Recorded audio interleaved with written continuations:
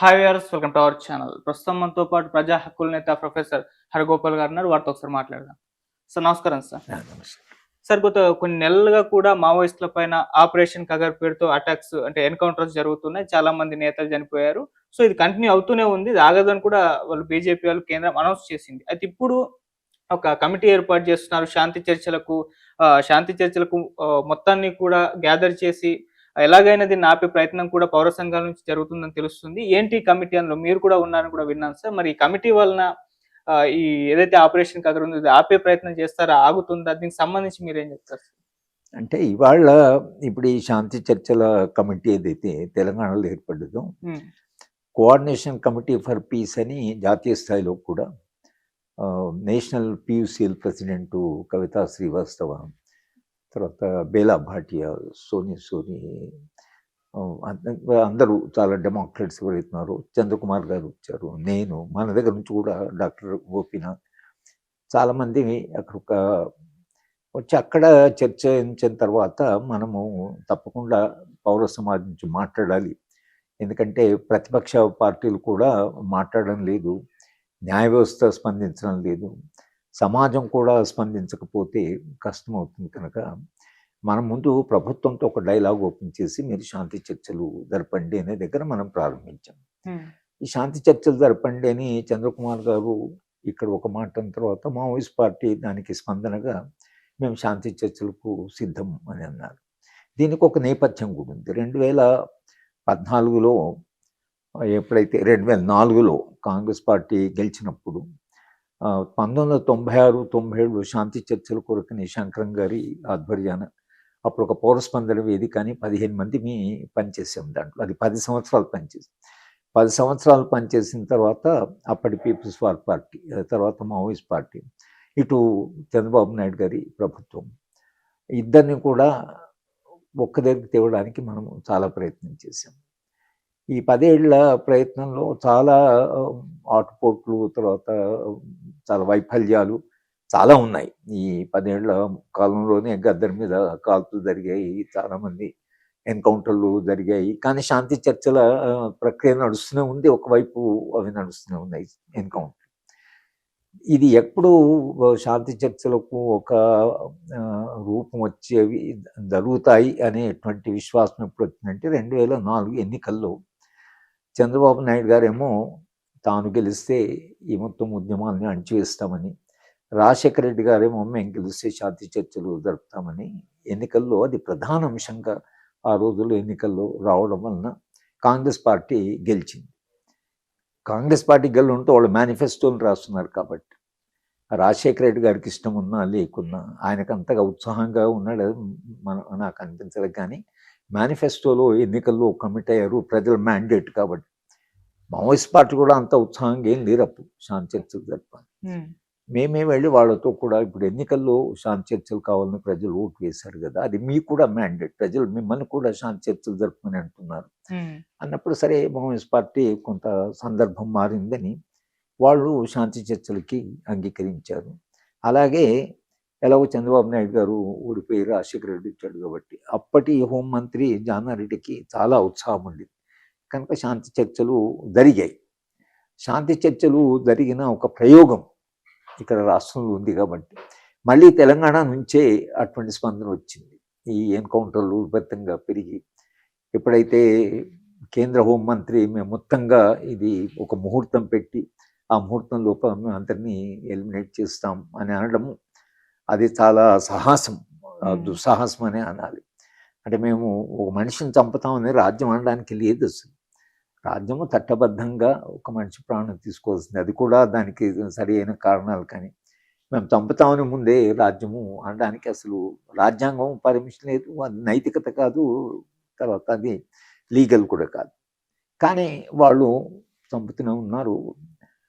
ఈ ఈ పరిస్థితి ఏంటి అసలు మనుషులను పట్టుకుంటే దాంట్లో పోనీ నిజంగా ఆయుధాలు పట్టుకుని సాయుధ వాళ్ళనే కాకుండా అమాయకులను ఆదివాసులను కూడా పట్టుకుపోతున్నారు. దీంట్లో 1/3 దాకా ఏమీ సంబంధాలు లేని ఆదివాసులు కూడా మహిళలను తీసుకెళ్ళారు.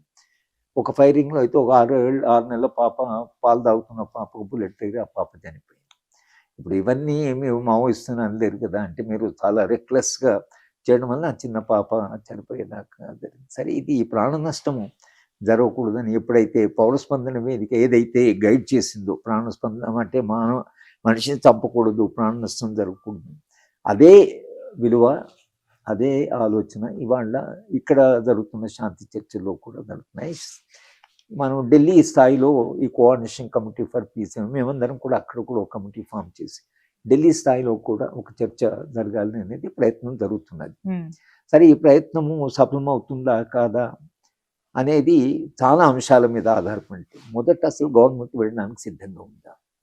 మేము మా కమిటీ తరఫున, జాతీయ కమిటీ తరఫున రాహుల్ గాంధీ గారిని కలిసాము, మల్లికార్జున్ ఖర్గేని కలిసాము.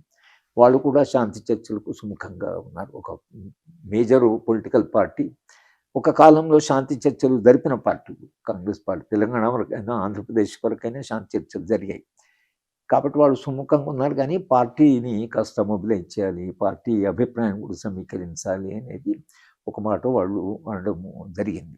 కమ్యూనిస్ట్ పార్టీలు కూడా 5 కమ్యూనిస్ట్ పార్టీలు ప్రధానమంత్రికి లేఖ కూడా రాశాయి, శాంతి చర్చలు జరపండి.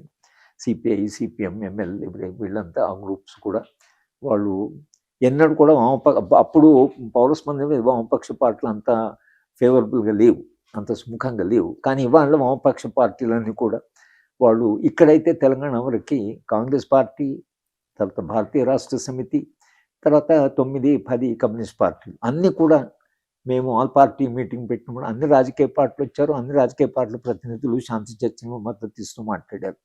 సో తెలంగాణ వరకు సమీకరణ ఏదైతుందో కొంతవరకు బాగానే జరిగింది. సరే, తెలంగాణలో కాంగ్రెస్ పార్టీ ఉంది, మేము ముఖ్యమంత్రి గారిని కలిసినప్పుడు వాళ్ళు ఏ చర్య తీసుకోకపోతే మా తరఫు నుంచి ఏ చర్య ఉండదు. వాళ్ళు ఎంతకాలం అయితే వాళ్ళు ఆయుధాన్ని ఉపయోగించకుండా శాంతియుతంగా ఉంటారో మేము కూడా శాంతి కట్టుబడి ఉంటామని ముఖ్యమంత్రి గారు అన్నారు. అది శాంతి భద్రత సమస్య కాదు, అది ఒక సామాజిక ఆర్థిక సమస్య అని రేవంత్ రెడ్డి గారే మేము వెళ్ళినప్పుడు ఆ మాట అన్నాడు. ఇంతవరకు నరేగట్ట దగ్గర కొంత మా తెలంగాణ పోలీసులు కూడా అగ్రి హౌస్ కొంత యాక్టివ్గా చేశారు, కొంత అటు ఇటు ఎన్కౌంటర్లో పాల్గొనడం ఎంత కొంత జరిగింది. దాని మీద ప్రతిఘటన కూడా వచ్చింది. ములుగులో చాలా మంది ఆదివాసీలు దాన్ని ప్రకటించారు, అక్కడ లోకల్ కూడా కొంత ప్రతిఘటన వచ్చింది. కనుక తెలంగాణ స్వభావము, తెలంగాణ రాజకీయాలు కొంత భిన్నంగా ఉన్నాయి. దీనికి ఉండే చరిత్ర, ఒక డెమోక్రటిక్ హిస్టరీ ఉంది దీనికి. కానీ జాతీయ స్థాయిలో ఈ బస్తర్లో కూడా ఆదివాసులకు చాలా వరకు చైతన్యం ఉంది, లేదని కాదు. 50 ఏళ్ళు ఈ పార్టీ అక్కడ పనిచేస్తుందంటే ప్రజల మద్దతు లేకుండా ఏ పార్టీ కూడా 50 ఏళ్ళు ప్రజల మధ్యన పనిచేయలేదు. ప్రజలు తాము తిరస్కరిస్తే ఎవరు కూడా అక్కడ నిలవలేడు, ప్రజలు అంగీకరిస్తేనే ఒక పార్టీ నిలవగలదు. కానీ 50 ఏళ్ల తర్వాత ఇవాళ ఎందుకు ఇంత పెద్ద ఎత్తున మొత్తం మేము వాళ్ళని పూర్తిగా నిర్మూలిస్తాం అనేదాకా ఎందుకు వెళ్ళారు అనేది మేము ప్రజలకు ఎక్స్ప్లెయిన్ చేస్తున్నాం. దానికి ప్రధాన కారణం ఇవాళ మన రేట్ ఆఫ్ గ్రోత్ పెరగాలి. దానికి ఒక మన దేశంలో కాదు, మీరు యుక్రెయిన్ ఆ విషయంలో ట్రంప్ స్ట్రాటజీ, ఇరాన్ మీద జరుగుతున్నటువంటి ఇది, గాజా, ఇవన్నీ కూడా ఈ ఖనిజ వనరులకు లింక్ అయింది. ఇది మైనింగ్ ఇవాళ ఆర్థిక వ్యవస్థలో, అంతర్జాతీయ ఆర్థిక వ్యవస్థలో కీలకమైనటువంటి ఒక ఫ్యాక్టర్ అయిపోయింది, అది ఒక అంశం అయింది. కనుక ఇవాళ ఖనిజ వనరుల కొరకని ఈ పాపం ఆదివాసీల యొక్క విషాదం ఏమిటంటే, పాపం వాళ్ళు అమాయకులు, వాళ్ళు అడవిని నమ్ముకొని ఏది దొరికితే అది తిని, వాళ్ళకు స్వార్థం లేదు, డబ్బులు కూలబెట్టుకోవాలి, లేకపోతే బంగ్లా కావాలని లేదు, వాళ్ళకే చాలా అమాయకంగా చాలా నిరాడంబరంగా జీవించేటువంటి వాళ్ళు. కానీ వాళ్ళ కాళ్ళ కింద విపరీత సంపద ఉన్నది అనేది వాళ్ళకి తెలియదు. తెలిసిన వాళ్ళు దాన్ని ముట్టుకునేవాళ్ళు కాదు, ఎందుకంటే వాళ్ళకి అది అవసరం లేదు, అక్యుములేషన్ లేదు కదా. కనుక వాళ్ళు ఇంతకాలం కొన్ని వేల సంవత్సరాలుగా ఆ సంపద అక్కడ కాపాడబడి ఉంది, అక్కడ దాని మీద ఆదివాసులు జీవిస్తున్నారు. అడవిని కూడా వాళ్ళే కాపాడారు. ఇవాళ ఆ వనరులను మనం చాలా వేగంగా ఖనిజ వనరులు తీసుకోవాలంటే, ముఖ్యంగా బస్తరు ప్రాంతంలో విపరీతమైనటువంటి 10-18 రకాల ధాతువులు ఉన్నాయి. అక్కడ ఈ మధ్యన బంగారం గనులు కూడా ఉన్నాయి, 200 హెక్టార్స్ అనేది మాట్లాడుతున్నారు. నిజంగానే అక్కడ బంగారం గనులు ఉంటే, ఈ ఖనిజాలన్నీ ఉంటే, అక్కడ ఆదివాసులు వాళ్ళు ప్రతిఘటిస్తున్నారు. మీరు అడవికి వచ్చి ఇక్కడ ఈ సంపద ఎట్లా తీసుకుంటారు? మనకు రాజ్యాంగంలో షెడ్యూల్ 5లో స్పష్టంగా మనము రాసుకున్నది ఏమిటంటే ఆదివాసుల అనుమతి లేకుండా రాజ్యము అక్కడ ఉండేటువంటి వనరులు ముట్టడానికి లేదు. ముందు ఆదివాసుల యొక్క అనుమతి కావాలి. ఆ పంచాయత్స్ ఏవైతున్నాయో అక్కడ పంచాయతీ కూర్చొని ఆదివాసుల పంచాయతీ అని పీసాలో మనం గ్యారెంటీ చేసింది. పంచాయతీ ఎక్స్టెన్షన్ ఎప్పుడైతే పెట్టారో దాంట్లో కూడా గ్యారెంటీ ఏంటంటే పంచాయత్స్ అక్కడ వాళ్ళలో ఒకరి వాడిసి ఒప్పుకోవాలి. ఇవాళ చట్టం అది. చట్టం ప్రకారము రాజ్యము ఆదివాసీ ప్రాంతాలకు పోవాలంటే ఆదివాసుల యొక్క అనుమతి కావాలి.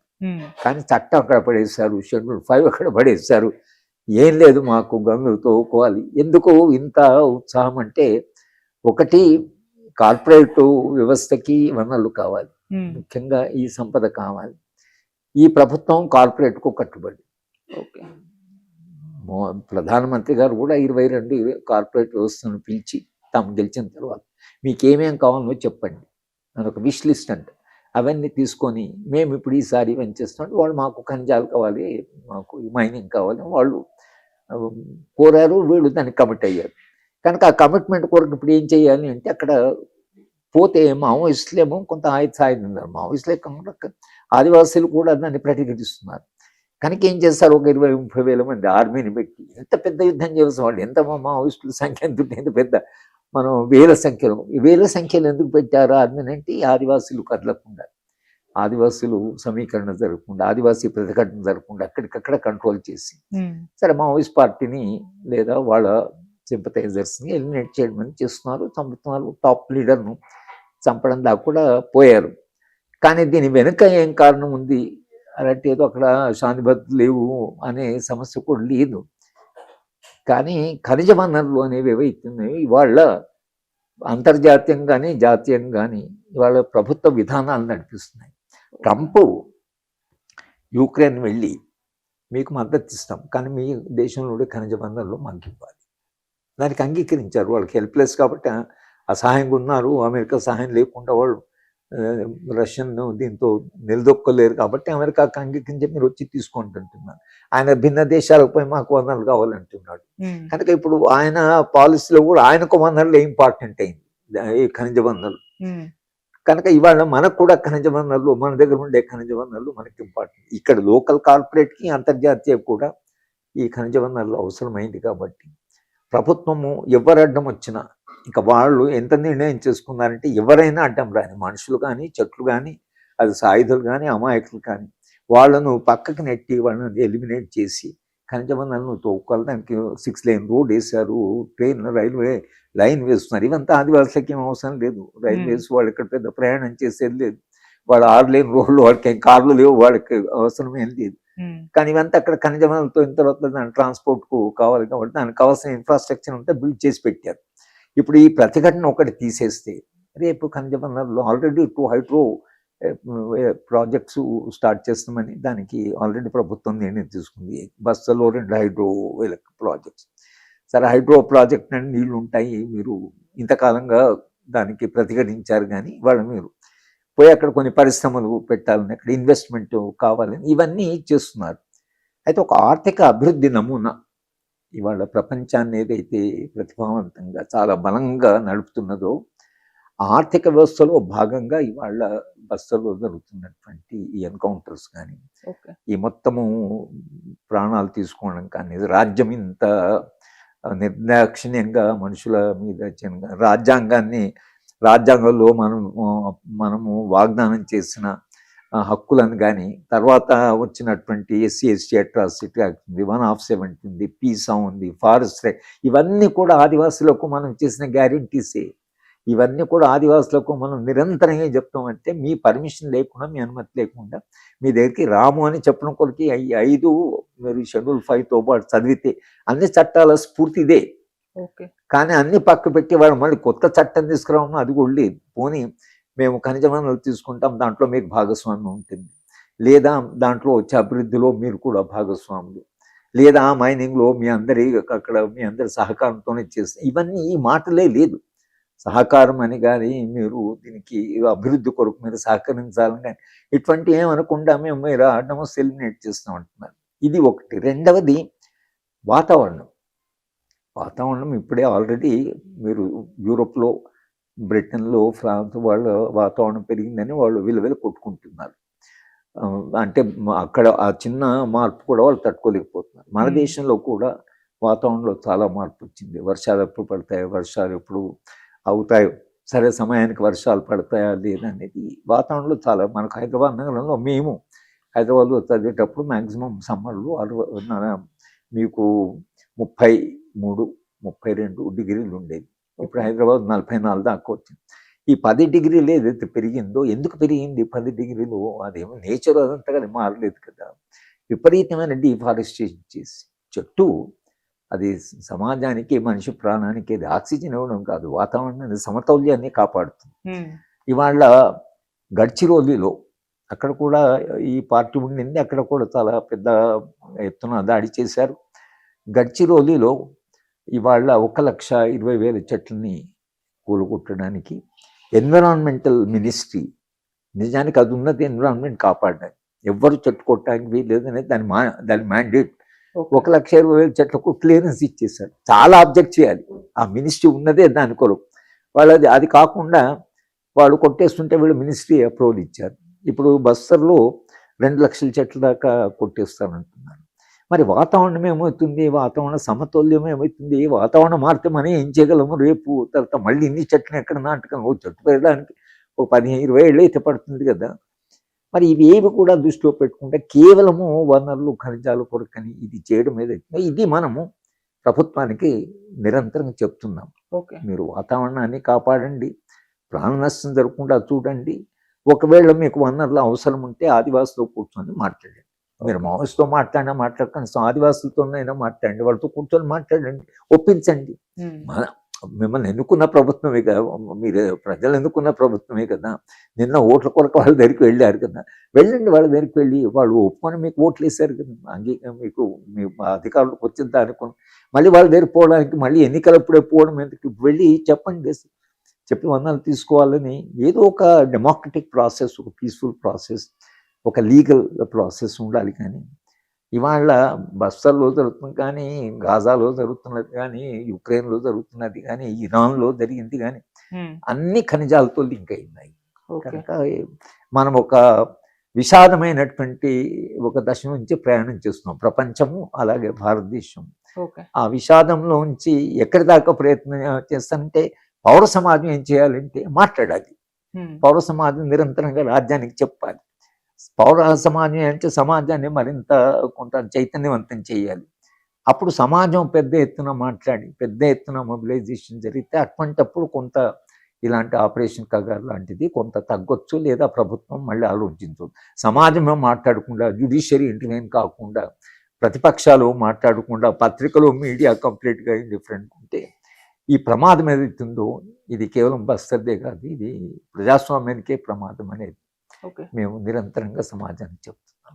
సార్, మీ ప్రయత్నం సఫలీకృతం అవుతుంది అనుకుంటున్నారు? ఎందుకంటే ఇది ఇక్కడితోటే కాకుండా తర్వాత కంప్లీట్ గా March 31, 2026 కల్లా నక్సల్ ముక్త భారత్ గా మార్చే తర్వాత అర్బన్ నక్సల్ జోన్స్ కూడా వెళ్తామని చెప్పారు. మరి మీ ప్రయత్నం ఏదైతే ఉందో సఫలీకృతం అవుతుంది అనుకుంటున్నారు? అంటే ఇప్పుడు ఈ ప్రతిఘటన కూడా లేకపోతే ఇంకా అది వడికట్టకపోతే సమాజం ఇప్పుడు వాళ్ళ సమాజం మాట్లాడడం వలన ఇప్పుడు మీరు అంటే ఏమి దీని ఒత్తిడి ఉండదు కాదు, వాళ్ళు కూడా ఎక్కడ కూడా స్పందిస్తుంటారు.